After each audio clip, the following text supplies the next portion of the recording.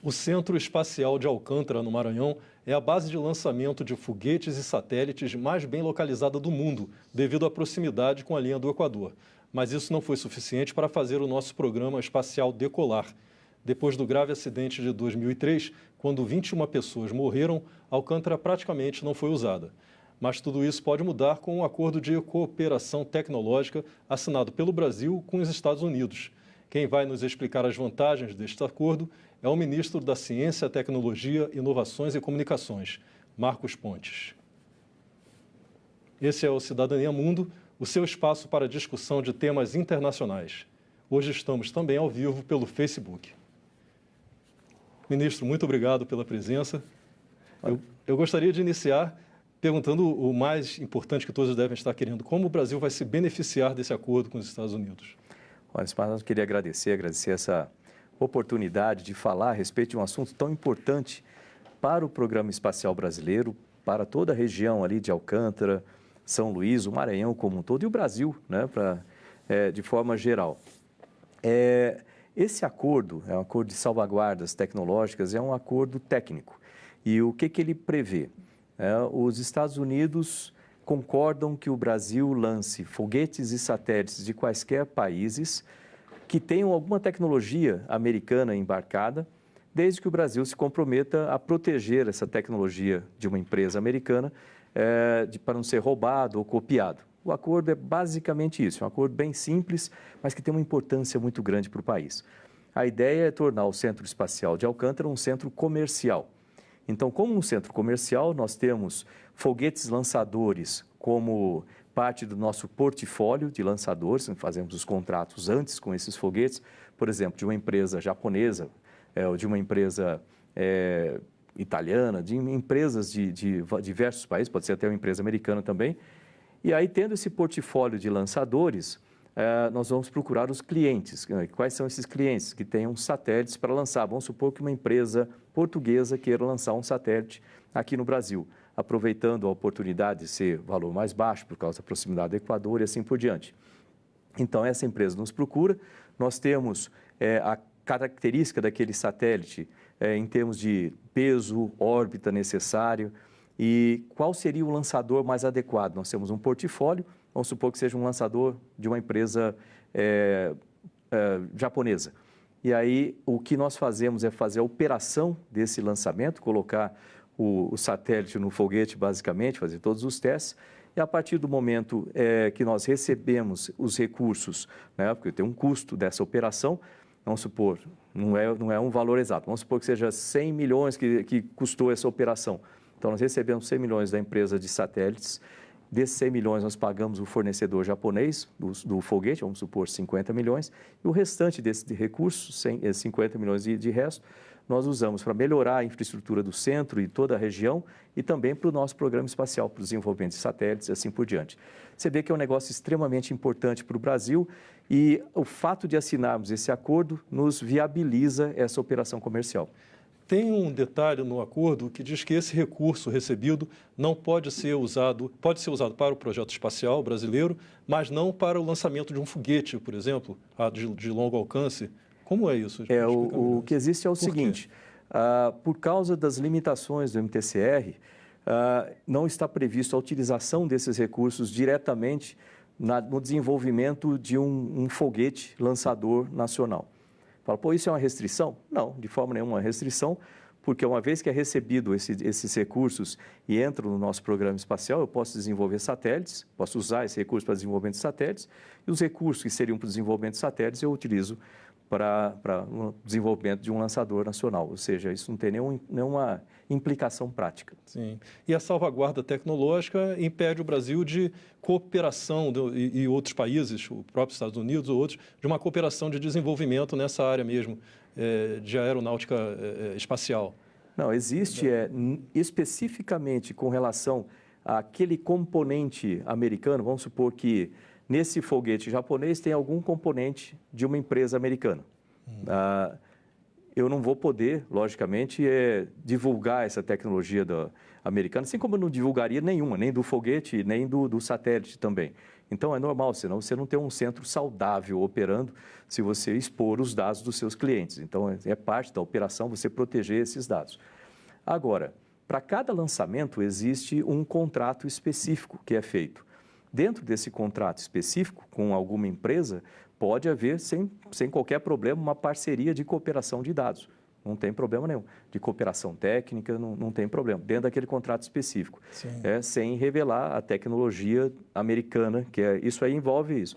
Diga-se de passagem, esse acordo, ele só é válido para foguetes e satélites que têm alguma tecnologia americana. Se o foguete e o satélite que está sendo lançado não tem nenhuma tecnologia americana, o acordo não é aplicável, então o país é livre para qualquer coisa. Sim. Uma questão polêmica que sempre é levantada quando o projeto passou pela Câmara, ou aqui no Senado também sempre foi citado, é a questão dos quilombolas, que é uma comunidade tradicional que vive ali na região. Eles podem ser afetados de alguma maneira pelo projeto agora, pelo novo projeto? Sem dúvida, eles serão afetados positivamente. E essa é a notícia boa. O que acontece é o seguinte, aquele centro está instalado lá já há 30 anos e ele precisa ter uma operação, vamos dizer assim, mostrar para o que veio. E quando eu digo mostrar para o que veio, um centro desse, você imaginar o próprio Kennedy Space Center, eu trabalhei muitos anos lá, ou o Kourou, você vê a integração que existe desses centros com as comunidades. Você lembra quando teve aquele problema no governo americano, em 2008, teve uma crise econômica muito grande, mudou os recursos para o programa espacial, o Kennedy Space Center parou de operar os ônibus espaciais, quase que a região toda morreu. Quando o Kennedy Space Center se tornou um centro comercial e começou a fazer operação com a SpaceX, a Blue Origin que está ali e tudo, aquela região toda reviveu de uma forma magnífica, muito mais do que tinha antes. É isso que a gente quer ali naquela região. A operação do centro integrada com as comunidades, integrado com a vizinhança, de forma que o centro traga desenvolvimento social e econômico para lá. O que acontece? Esse projeto ele é repartido em três fases. A primeira fase do projeto era a assinatura do acordo, que foi feito nos Estados Unidos, a aprovação do acordo no Congresso, o que estamos nessa parte da fase agora, e uma vez que ele é aprovado no Congresso, nós partimos para a segunda fase. Eu fui o único ministro que foi lá conversar com os quilombolas, né? É interessante isso, né? Que eu achava que outros já tinham ido, mas eu fui o único que foi lá conversar com eles. E você vê, aquela situação que eles vivem, ele pode ser muito melhorada. E isso vai entrar nos planos de negócio da segunda fase. Então, a segunda fase, uma vez que o acordo seja assinado, seja aprovado no Congresso, a gente parte para essa segunda fase, que são os planos de negócio. Vamos conversar com todas as comunidades, conversar com o governo local, a gente vai ter que preparar a infraestrutura, fazer esses planos de infraestrutura, onde vai ter estrada, onde vai ter escolas novas, onde vai ter hotéis, como que vai ser desenvolvida a região, quais vão ser, vamos dizer assim, a cadeia produtiva, né? O que vai acontecer ali em termos disso. Então, tem que entrar escolas de ensino básico, tem que entrar escolas profissionalizantes, preparar novas empresas do local para que eles trabalhem lá também. Então, essa integração do centro. E isso vai ser feito nessa segunda fase. Uma vez que esses planos de negócio estejam prontos, a gente passa para a terceira fase, que é a operação, colocar em prática tudo isso, né? Mas tudo vai ser feito com a aprovação de todos desse plano de negócio. Tem uma previsão já de data para...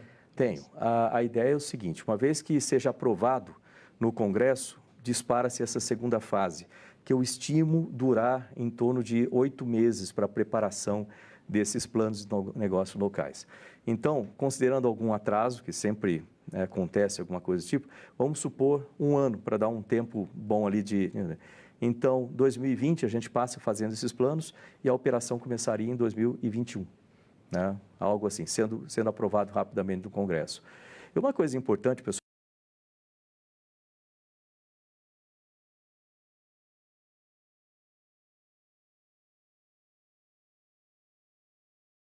você vai lá, você vai no consulado de algum país, consegue o visto daquele, para você viajar para algum lugar. O fato de você ter o visto não te obriga a viajar, mas se você for viajar, você precisa do visto. Sim. Então, esse acordo é exatamente isso.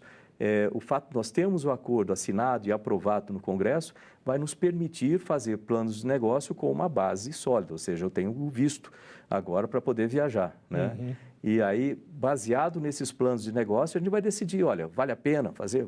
Vale a pena, vamos tocar em frente. Porque isso não é um interesse só do país, no interesse só do governo, que eu quero dizer. Isso tem que ser um interesse de toda aquela região para falar assim, esse centro é meu, entendeu? A gente vai alimentar esse centro que vai nos dar retorno, entendeu? Essa que é a coisa. A comunidade tem que abraçar aquele centro como um ativo muito importante para a região. Sim. Ministro, em 2001, o Congresso rejeitou um acordo também com os Estados Unidos. E o que mudou de lá para cá?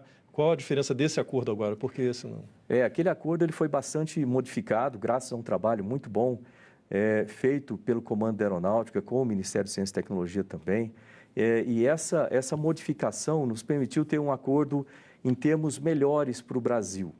O que eu quero dizer com isso? Lógico que, como todo acordo, ele nunca é 100% o que um lado quer, mas tem aquele ganha-ganha dos dois lados. Então, o acordo, às vezes, pode ser até, olha, puxa vida, tem essa questão aí não se pode usar o recurso para desenvolvimento de foguetes no país. Mas é meio pro forma, porque a gente pode usar para satélite e utilizar o recurso satélite para usar para foguete. Então, tem que, se for um país que está no MTCR, não tem problema nenhum. O MTCR o MTCR é um acordo feito entre 35 países que ele prevê o que o acordo entende ou pretende evitar a proliferação de armamentos, né, mísseis balísticos e assim por diante. Sim. Então, ele traz uma série de restrições. Agora, se o país é participante, ok, não tem problema nenhum, está no MTCR, o país imediatamente é aceito, né? Se o país não tiver no MTCR, o que acontece? Será que a gente pode lançar um foguete ou um satélite desse país? Ora, veja bem, na prática, sim. Por quê? Se o país não está no MTCR, é questão de lógica, então, por isso, para acompanhar, né? Assim, existem duas possibilidades, o país está ou não está no MTCR, primeiro. Se ele está no MTCR, está aceito, não tem problema nenhum, já essa parte já foi.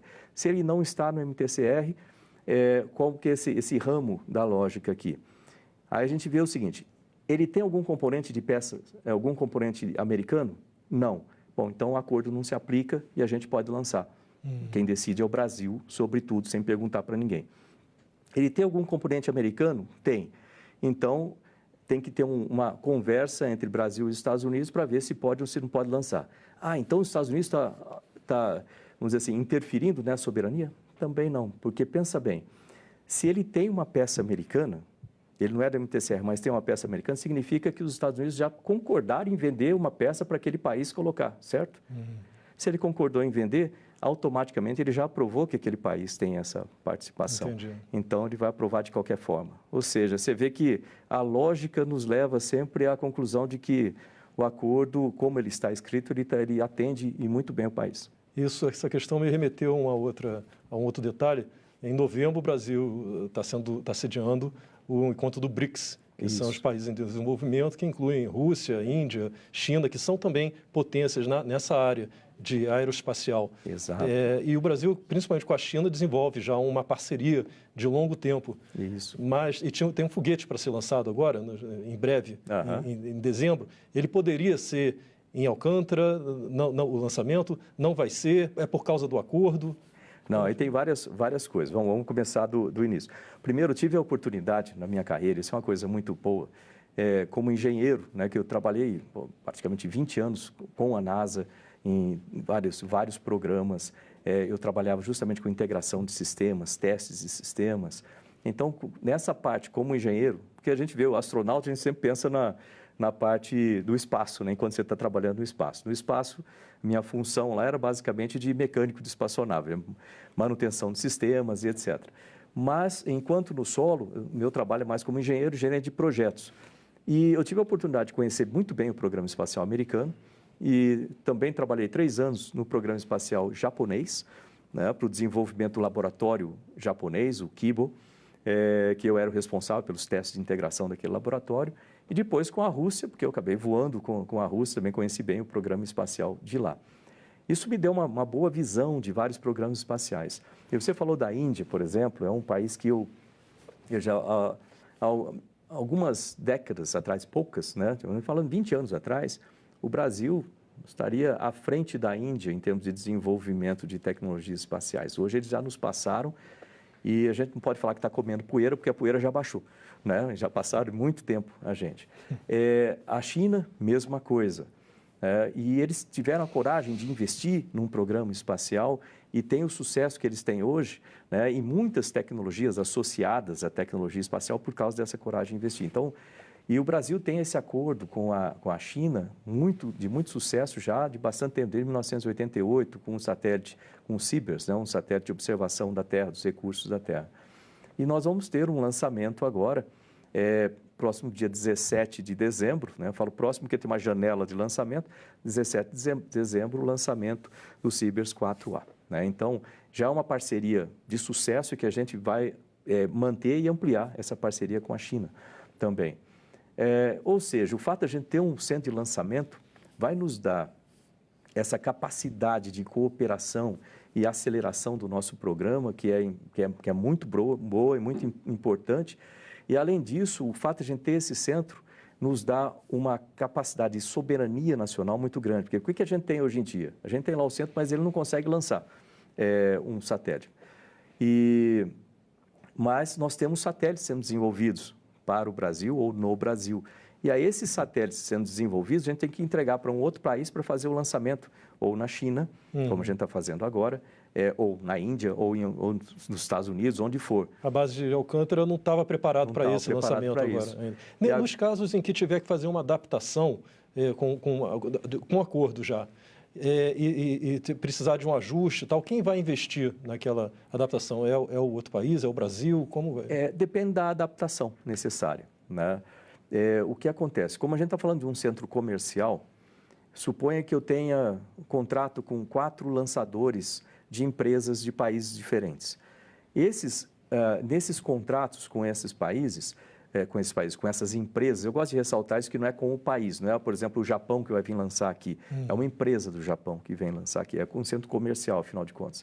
Então, esse contrato com essa empresa prevê, ou vai prever, que a empresa construa a sua plataforma de lançamento daquele foguete. E cada foguete ele tem uma plataforma específica de lançamento com as necessidades, especificidades daquele foguete. E aí aquela plataforma é conectada com o centro de lançamento, com o nosso sistema de controle, de acompanhamento, e essa parte é nossa. Então depende aonde, e lógico que a gente tem que ir melhorando, né, fazendo updates na base, então isso vai ser feito em parceria. Sim. Por falar em parceria com outros países no desenvolvimento de lançamento, tinha uma parceria muito grande já que o Brasil investiu bastante, que foi com a Ucrânia. Mas há pouco tempo o Brasil desistiu e rompeu unilateralmente essa parceria. Por que rompeu e quanto chegou a ser investido nisso? Eu não tenho o valor de cabeça aqui, o valor exato, mas foi um valor alto que foi investido pelos 2 países, né, nessa parceria. O rompimento tem alguma coisa a ver com o acordo com os Estados Unidos? Não tem nada a ver. O rompimento foi bem anterior, não funcionou essa parceria. E o fato dessa parceria não ter tido os resultados, ou vamos dizer assim, a participação, e você fala, por que isso acontece? Porque quando você faz uma parceria, cada país tem uma série de atividades que tem que cumprir dentro de um certo tempo. Quando esses países começam a deixar de cumprir essas atividades dentro de algum tempo ou de colocar os recursos necessários dentro de algum tempo, geralmente essas parcerias tendem a não funcionar, e foi o que aconteceu. Com isso, nós temos lá em Alcântara uma área que é em construção, que foi deixada em construção, não terminada. O Ministério está mantendo aquilo lá para não deteriorar e pode ser utilizado, aquele resto de construção pode ser utilizado por alguma empresa, por exemplo, que queira utilizar aquela mesma área e continua a construção. Então, a gente vai reaproveitar essa situação, né? E esse inventário de tudo isso tem sido feito pelo Ministério, e a gente tem um prazo para terminar, né, que está sendo ampliado, ele encerraria esse ano, ele está sendo ampliado para terminar todo esse inventário. de forma que essa parceria termine da melhor forma possível. Pode ser que né? o Brasil precise ressarcir alguma coisa à Ucrânia depois desse inventário ser concluído? É provável que haja algum combate aí judicial, né? Sim. Então, mas faz parte do processo, a gente vai tocar dessa forma. Vamos ver depois as discussões, como é que a gente termina isso. Lógico que sempre é igual quando você fala de qualquer país, nós estamos falando do nosso Brasil. Então, a gente tem que defender os interesses do nosso Brasil, que a gente vai fazer da maneira mais eficiente possível. Claro. Voltando agora à nossa base de Alcântara aqui, como falei na abertura do programa, em 2013, infelizmente, houve aquele acidente com 21 mortes e o projeto espacial brasileiro deu uma forte desacelerada depois disso. O que aconteceu? Houve lançamento de microsatélites, de lá para cá, como foi desenvolvido? Assim? Aquilo aconteceu em 2003, né? E em agosto de 2003, eu perdi 21 amigos lá, né? Do IAE, Instituto de Aeronáutica e Espaço. Eu também fui do Instituto de Aeronáutica e Espaço, eu era piloto de testes do Instituto. E foi uma perda muito grande, tanto em termos materiais, mas principalmente quando você pensa nas pessoas, que é a parte mais importante de tudo isso. E está aí uma parte que eu gosto de ressaltar, que é necessário que aquele centro funcione até em honra dessas pessoas que deram a vida pelo projeto. Né? Então, estou muito feliz em ver finalmente o projeto indo para frente, decolando, que eu tenho certeza de onde eles estiverem, eles estão lá também aplaudindo, porque finalmente está conseguindo decolar aquele projeto que eles deram a vida para isso. O projeto de lá para cá, primeiro ele passou alguns anos para a reconstrução da torre móvel, né, que foi onde o foguete ignitou, né, então aquela torre foi destruída, então tinha a reconstrução da torre móvel. Então isso foi feito, a torre está lá no local. Depois tiveram problemas com a pista de pouso, também foi reconstruído, foi melhorado. E hoje a infraestrutura ela está completa, é uma boa infraestrutura, pode ser melhorada ainda, como tudo. O pessoal fala que eu sou chato com essa coisa, que toda vez eu falo isso pode melhorar ainda, mas é fato, tudo pode ser melhorado, então aquilo pode ser melhorado e bastante, assim como todo o entorno, né, para melhorar a recepção, vamos dizer assim, dessas companhias externas de outros países para poder trabalhar ali também. E ela passou durante esse tempo todo fazendo lançamentos menores, com foguetes menores, foguetes suborbitais, e foguetes de treinamento para manter a operacionalidade do pessoal, né, tanto na parte das operações de lançamento, quanto rastreio e tudo mais.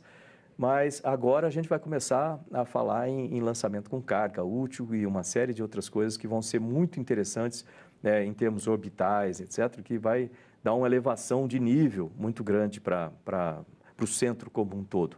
E nós vamos precisar de pessoal capacitado. Então, por isso que eu falo tanto na formação local, de mão de obra local, formação profissional, que isso não pode ficar para depois, tem que começar agora, não dá para esperar um tempo. Então, nós precisamos de engenheiros, nós precisamos de técnicos, precisamos de novas empresas trabalhando ali. Então, tudo isso vai movimentar muito aquela região. Existe algum projeto específico para isso, a formação de mão de obra ali naquela região? O Ministério tem uma coisa já trabalhada para isso? Por enquanto, nós temos alguns conceitos. Por que a gente está falando assim? Por que você não está com esse plano pronto? Porque eu quero esperar justamente a aprovação no Congresso para terminar essa fase 1 do projeto, para entrar na fase 2, que é a conversa com as comunidades, conversar com toda a parte local, vamos dizer assim, as empresas locais, governo local, porque eles têm que ter uma participação nesse plano. Eu não quero chegar lá e cometer o erro de falar assim, não, a gente vem com um plano de cima para baixo, assim, vai ter que ser feito dessa forma. Não. A gente vai ter que conversar para ajustar um plano que tenha a participação de todos. O melhor tipo de plano que você pode ter é esse, onde você tem a participação de cada uma das pessoas que vão participar, e com isso você tem uma coisa muito mais sólida, muito mais concreta, que as pessoas, por participarem daquele planejamento, elas também vão querer participar da execução daquilo, vão querer participar e defender, né, aquele projeto como um todo. É isso que a gente quer. Por isso que eu evitei propositalmente fazer algum plano anterior. A gente vai fazer o plano com as comunidades, fazer o plano local. Entendo. Ministro, infelizmente o tempo do programa já se esgotou, mas eu mais uma vez agradeço bastante a presença aqui e esses esclarecimentos. Assim, para... Olha, eu gostaria de agradecer por essa oportunidade de explicar esse acordo que é tão importante para o Brasil. Aproveitar para agradecer também as pessoas que têm trabalhado para que isso aconteça e se transforme em realidade, tanto na nossa agência espacial quanto no Comando da Aeronáutica. Também os parlamentares locais, né, o senador Roberto Rocha, por exemplo, está trabalhando aí bastante para a aprovação desse plano, assim como os outros, toda a bancada local, por saber da importância disso para todas as comunidades, tem trabalhado muito. Então é importante agradecer e continuar a trabalhar. Já. Muito obrigado. Obrigado. Se você quiser rever, baixar ou compartilhar o link desse programa, é só acessar a nossa página na internet, senado.leg.br/tv, ou então visitar o canal da TV Senado no YouTube. E se você quiser fazer algum comentário, crítica ou sugestão, pode telefonar para 0800 61 22 11. A ligação é gratuita. Obrigado pela atenção e até o próximo Cidadania Mundo.